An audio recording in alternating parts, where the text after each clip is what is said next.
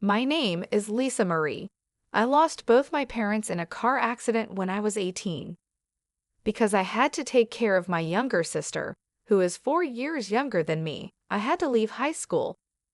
We have been supporting each other ever since. Today, my dear sister, the only family I have left, is getting married. I'm very happy because I worked hard for her. Sis, thank you so much for everything, she said to me. You're like a second mother to me. Thanks to you, I'm the happiest I've ever been. You worked so hard to pay for my education. Now, I can stand on my own, so please think about your own happiness too. I know you've always put me first and endured a lot. It feels weird when you say that, but I mean it. Your happiness has always been my happiness, but I'm a bit jealous that my sweet little sister is getting married. It feels like my own daughter is leaving me. Well, you have been like a mother to me, she replied, so maybe you're right. I felt like I had done my job as a parent. I was as excited about my sister's wedding as if it were my own. When the wedding day came, my father, pretending to be the groom's father, began his speech. I am Jason, the father of Gary, the groom. I'm proud of Gary and proud to call him my heir. Thank you for being Gary's wife, Carol. However, I am a bit disappointed in her sister, Lisa. I was shocked and couldn't speak when he suddenly mentioned my name. All eyes were on me, and I felt nervous. Dad, what's going on? Gary, the groom, was panicking. The bride's sister is a high school dropout, a real disaster. She will disgrace our late family, Jason, Gary's father, said while looking at me. You are a disgrace to our family as an uneducated dropout, he continued. Do you understand what I'm saying? I wanted to run away, but I couldn't move. I just looked down. I hadn't heard such harsh words in a long time, and it hurt. I knew the room was filled with whispers and some people were laughing at me. They were surprised that someone could drop out of high school these days. Some even said it shouldn't happen. But I didn't leave school because I was a bad student or lacked enough credits. Just as I was thinking about this, Gary stood up for me. Dad, today is your son's big day. What are you doing? You were about to give a speech and ruin the wedding right from the start. Who would want to ruin his own son's wedding? It's a once-in-a-lifetime event. Of course, I was looking forward to it, his dad continued, but I changed my mind. I'm taking this chance to make things clear. Carol is a wonderful person. She's educated and works as a famous model. Your mother and I are proud you're marrying someone like her, but I can't believe her sister dropped out of high school. Now that she'll be part of our family, it's a disgrace. As the heir to our family, you should understand that. Right, Gary? You are someone everyone looks up to, just like your father. So there's no way a high school dropout will be part of our family. As your mother, I didn't raise you to be someone who others would look down on. You are my proud son, and I can't bear the thought of you being seen as ungrateful because of Carol's sister. Hold on a second, Carol interjected. You both agreed to our marriage after I explained our situation, right? And why bring this up now? The only reason I have an education is because of my sister. She even dropped out of high school to work for me. Besides, don't you think it's rude to bring up such a minor issue in the middle of our wedding? Do you think this is not important? Carol, you're going to be the CEO's wife. I don't think you realize how serious your role is. Let me be clear because you are the one who will support Gary from now on. A lady should make her partner look good. But why are you letting your sister pull you down? Jason glared at me. I'm not marrying Gary because I want to be the CEO's wife or because he'll be the next CEO. I'm marrying him because I love him. Jason glared at me, then said, As long as you are part of our family, you must listen to our advice. Gary, if you want to be like me, you need to be tough. You never know when someone might try to bring you down.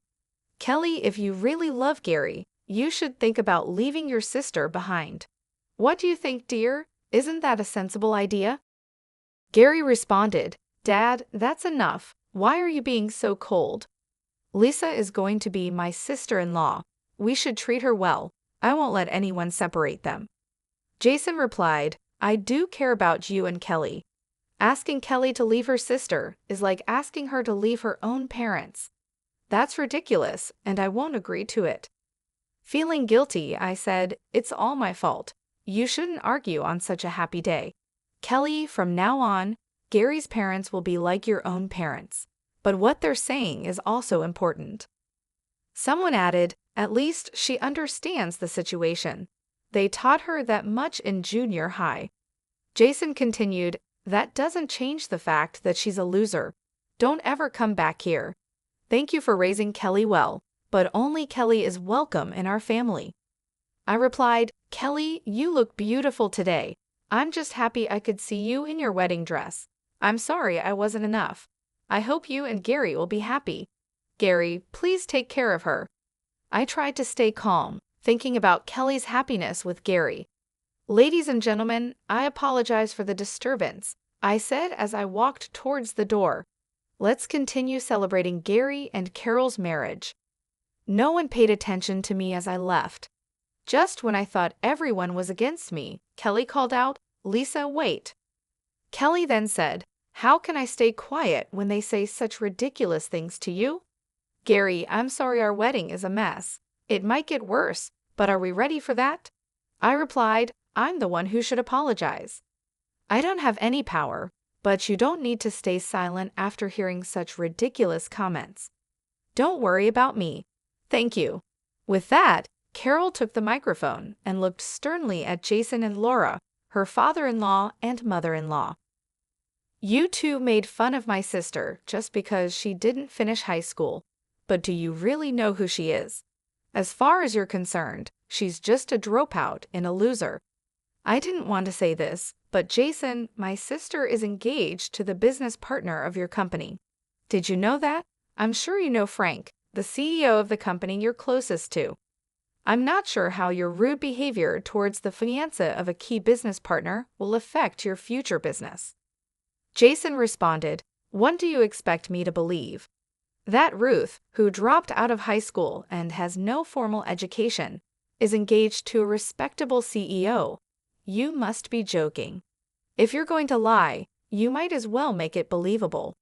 Don't think that everyone believes that education is everything.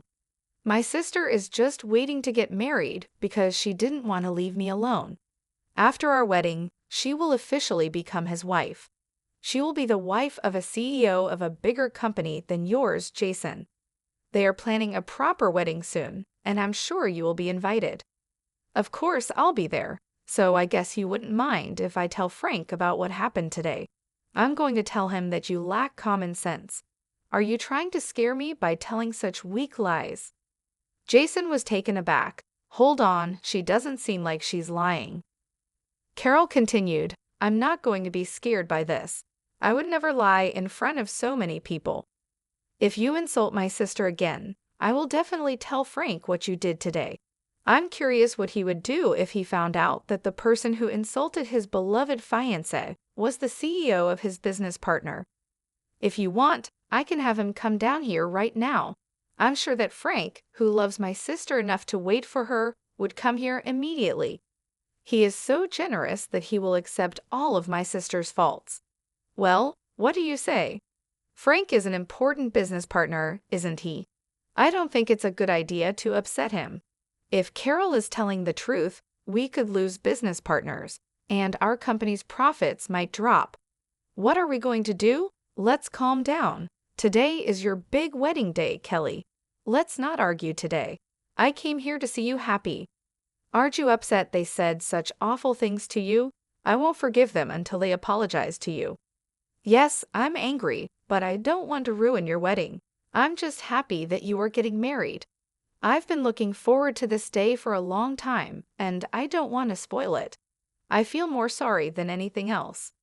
What are you talking about? You shouldn't feel guilty. The wedding is important, but I care about you just as much as you care about me. How can I forgive them for saying such terrible things about you? Don't you feel bad they said these things about Lisa, who cares so much about me? I do think education is important, but my sister has supported me all this time. Even though you are my husband's parents, I can't forgive you for insulting such an important person to me. Let's just calm down, okay? We didn't mean any harm. We only said what we did because we care about Gary and you. Is it okay to hurt someone if you didn't mean to? I take it back, so please give us a break. Give you a break? Don't you two educated people know how to apologize? I can't believe you two, who criticized Lisa's education, don't know this.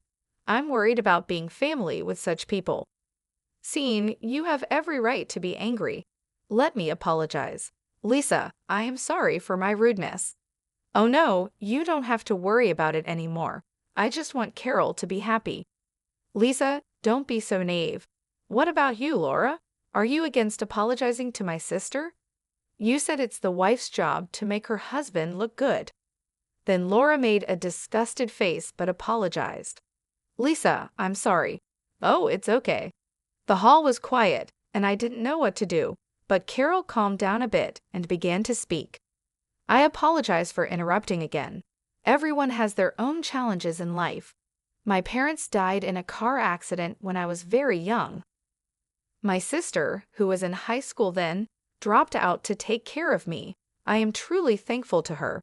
It's because of my sister that I am here today. Lisa, I am really grateful to you. I'm sorry for making this day tough for you when we should be thanking you. Carol, it's all right. If you are happy, then I am truly happy, I replied. The hall burst into applause. Now, let's continue with the ceremony. The ceremony went on smoothly and ended without any more issues. As I was about to go to Carol's side, Jason and Laura approached me. We want you to understand that we were just worried about Gary, they said. Lisa, you were like Carol's parent, so you might understand how parents feel. We said what we did to prevent Gary from having a tough time.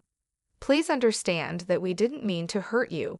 I know you lost your parents early and have been through a lot, but to stay at the top of a large company, you have to care about how others see you. I really didn't mean to offend you. I'm sorry. He's right. We care about Gary, Laura added. We're going to be family now, so let's be friends. You've been through so much alone. From now on, think of me as a real mother. You can count on us for anything. Come visit us with Gary and Carol. They changed their attitude quickly, and it felt awkward. I replied, I don't mean to contradict you, but your sudden change doesn't make me happy. How can you say we are connected now when just before you wanted us to end our relationship? What happened today will never be forgotten. I don't mean to be harsh, but you both seem to care most about yourselves.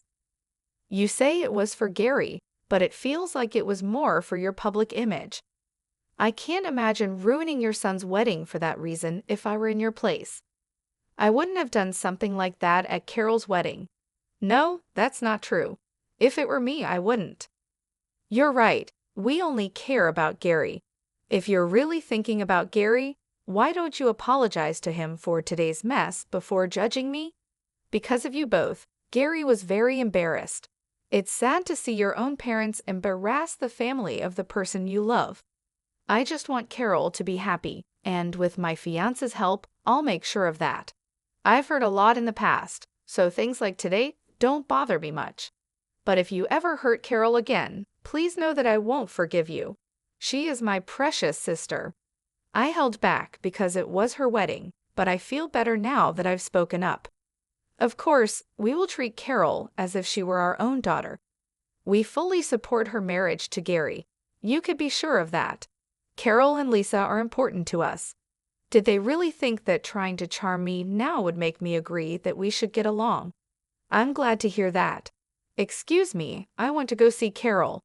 Why don't you go see Gary? Oh, that's right. Let's go see Gary, Laura said. We have to apologize to him too. As Carol's sister, I guess I'll see you again. I shook their hands and went to see Carol. Carol, do you have a minute? Sure, come in, Lisa. I'm sorry about what happened today. I know you felt bad. Oh, if you're talking about what they said to me, it was nothing. I've had a lot of people say similar things to me. People only look at the fact that I dropped out of high school. They just look at the outside and don't care about what's on the inside. There are many people like that in the world, which was hard at first. I see. I had no idea you had to endure all of that. I didn't have to go through hardships, but you were there for me, so I was able to do my best. Besides, Frank was the one who approached me at that time. He supported me and accepted me. That's why, with your and Frank's help, I have nothing to worry about now. I see, Lisa, I told you yesterday, but now that Gary is here, you should think about your own happiness. Go ahead and get married officially and be happy. If you don't, I won't be at peace. I know if I make him wait too long, he might get tired of me. But I can tell how much Frank loves you, so I don't think that will happen. I can't believe it's now my turn to get married. Hey, I'll leave the speech to you. Sure, leave it to me. I'll definitely make you cry. I wish our parents could have seen this. Yeah, do you think they are happy? Yeah, I'm sure they're happy. After my sister's wedding, I married Frank, and we had our wedding later. We were still kids when our parents passed away, and we faced many challenges. Now, we both have children and lovely families. Here, take this meal home with you. I appreciate your kindness. When I was in college, I worked part-time at a fast food shop. At night, when the store closed, the manager would give me any unsold food, which was really helpful since I lived alone. I used to walk home from work through a park. It was late, but the path was well lit with lamps, so I wasn't scared. There was a boy I sometimes saw on my way home. He was about 14 years old, had messy hair, wore tattered, dirty clothes, and had a big red bruise on his forehead. He was always drinking water at the fountain.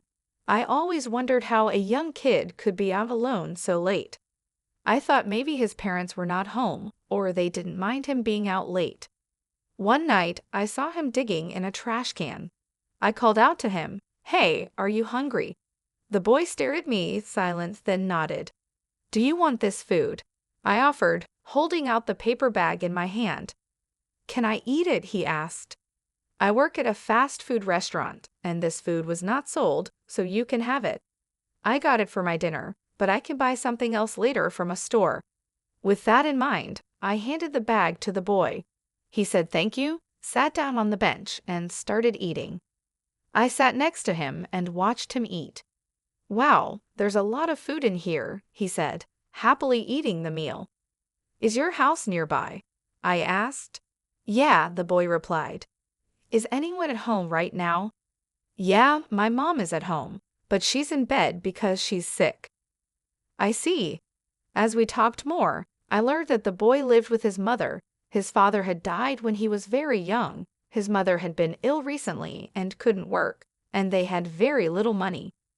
That's why he couldn't have a full meal often and came to the park to drink water when they were short on money. He was worried about the water bill. "If you keep drinking water, you might get a stomach ache," I said. "Starting tomorrow, I'll bring food for you and your mom." "Really?" the boy said, clapping his hands happily. After that, I walked him home. His house was an old, worn-down apartment. "Well, I'll bring you food starting from tomorrow," I promised the boy, and we parted. The next day, on my way home from my part-time job, I stopped by his house as promised and brought him a meal. His mother came out to greet me. "My son told me about you. I appreciate your concern," she said. "I know it's not much, but please come in and have a drink." I went inside, and there was the boy from yesterday, Henry. "The lady is here," his mother called him. "What is your name?" she asked me. "My name is Diane," I replied. "Diane? What a nice name," she smiled at me. Her name was Angela. Angela seemed to be feeling better than usual today. She mentioned that Henry didn't have many friends and didn't go to school much. From then on, I delivered meals to Henry's house every day, even on my days off from my part-time job. I helped Henry with his homework and helped Angela with the dishes, laundry, and cleaning. Angela was always grateful for everything I did. Don't mention it. I'd say, I enjoy spending time with Henry. It's like having a little brother. I'm an only child, and he really saw me as his big sister. He often talked about school and his troubles making friends. I told him, Just smile when you greet someone and talk to them. After that, he started making friends and didn't skip school as much. A year flew by, and I graduated from college and got a job. The job was far from where I lived, so I had to move. I went to Angela and Henry's house to say goodbye. "Diane, I'm really grateful for all the help you've given us every day," Angela said, apologizing for not being able to thank me enough. She had tears in her eyes. By then, Angela's health had improved, and she was working again, which made me feel a bit relieved. "Henry, you should thank her too," Angela said. Henry was curled up at the back of the room and didn't come out. I could only hear him crying. I went to him, patted his head, and said, "Goodbye, Henry. Thank you for everything. We'll play again someday." Then I quit my job at the fast food restaurant, said my goodbyes to Angela and Henry, and moved to a town near my new office. After that, I got so busy with work that I couldn't visit them again. 15 years later, I was 39 years old. I was married but had no children. My husband blamed me, saying it was my fault we couldn't have kids. After his company went bankrupt and he lost his job, he started drinking a lot and became violent. He also wasted money on gambling, using up all our savings. I had to cover our living expenses with my salary, but he often took money from my wallet, leaving me short of cash and in debt. When I told him I wanted to leave him, he became violent again. One day, to escape from my husband, I was sitting alone on a park bench at night. Then I saw a man drinking water at a water fountain. I suddenly felt a sense of déjà vu when he finished drinking and looked up, wiping his mouth with his hand. I recognized his face. With a large bruise on his forehead, it was Henry. As I stared at him, he looked back, and our eyes met. I quickly turned my face away, but he came closer. "Diane, is that you?" he asked. "Henry," I said, covering my mouth with my hands. I didn't want him to see the scars and damage on my face from my husband's violence. "Oh my God, you haven't changed a bit. It's been a while. How are you? Do you live around here?" Henry asked me cheerfully. He had grown much taller and bigger. "Yeah, I do. I recently moved to this neighborhood too." "What a coincidence," I replied. He told me he was out jogging. "Is Angela with you?" "My mom. She passed away 2 years ago. Angela became ill again and died. She kept saying until the end that you came and saved our lives back then." "I see," I responded. "By the way, what are you doing here?" "I was just taking a walk," I lied to him. But Henry suddenly grabbed my wrist, pulled my hand away from my face, and asked, "Who did this to you?" I had no choice but to tell him. Henry got angry as if he were the victim. "You should break up with a man like that as soon as possible." But he gets very angry when I tell him I'm breaking up with him. If that's the case, I'll tell him. Since then, Henry had worked hard, got a scholarship, and now he was a lawyer. "I want you to let me help you because you took such good care of me back then. I am here now because of you, Diane. It's because of you that I was able to eat well, grow up healthy, go to school, and I became a lawyer because I wanted to be someone who can help people in need. That's why I want to repay you." Henry let me stay at his apartment that night because if I went home, my husband would beat me up again. Henry lived alone and seemed to be single. "Diane, you can take your bath first," he said. "Come on, you're treating me like a child." "But you were young. Thanks, by the way. Henry, you've grown up." "Of course I am. I'm now 32 years old. Do you do any sports?" "I wrestled a little in college. Now it's just jogging and strength training." Even though I told him I could sleep on the sofa, Henry slept on it that night. I slept in his bed. The next day, I went to the city office to get a divorce form, filled out half of it, and took it to my husband. When I returned home, my husband demanded, "Where the hell have you been?" But when Henry showed up and handed him his business card, he realized that Henry was a lawyer and became quiet. As I started talking about divorce, my husband yelled, "I'm not getting a divorce. Get out of here." He grabbed Henry by the chest, but Henry quickly twisted his arm, making him shout in pain and let go. "If you want to fight, please get a lawyer or something. Don't resort to violence," Henry told him firmly. I packed my bags and left the house that day, but I had nowhere to go and no money for a hotel. The friend I was counting on had left on a business trip, so I couldn't stay with them. What should I do? I wondered, feeling lost, but Henry said, "Do you want to stay at my place for a while?" "Is that okay? Am I not bothering you?" I asked. When I said this, Henry blushed. "Well, perhaps you shouldn't stay too long, or I might start having feelings for you." I was surprised by his words and couldn't believe he had romantic feelings for me. "I'm sorry for being so blunt, but I'm serious. We met when I was a kid, but I've always had a crush on you, and I never forgot about you. I thought I'd look for you when I grew up, but I couldn't reach you. That's why I'm so happy to see you again," Henry confessed, his cheeks red and his gaze shy, much like when he was a boy. "I'm curious, is it okay with you, now that I've turned into such an old lady?" I joked. "I told you, didn't I? You're not an old lady," he replied. After that, my divorce from my husband was successfully finalized. I had taken pictures of myself as evidence when I was hurt, which helped my case. Henry and I have been dating since then. We spend holidays together, visit each other's houses, and enjoy our time together. A year after we reunited, Henry proposed to me. "Diane, I have loved you ever since I was a kid. I want you to marry me," he said, looking into my eyes. He had grown from a small child into a strong man, and my heart skipped a beat. I took his hand and answered, "Of course, I'd love to."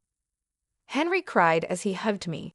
I felt certain Angela was congratulating us from above. Holding Henry's hand, I made a heartfelt promise to cherish him forever and pledge to his mother in heaven.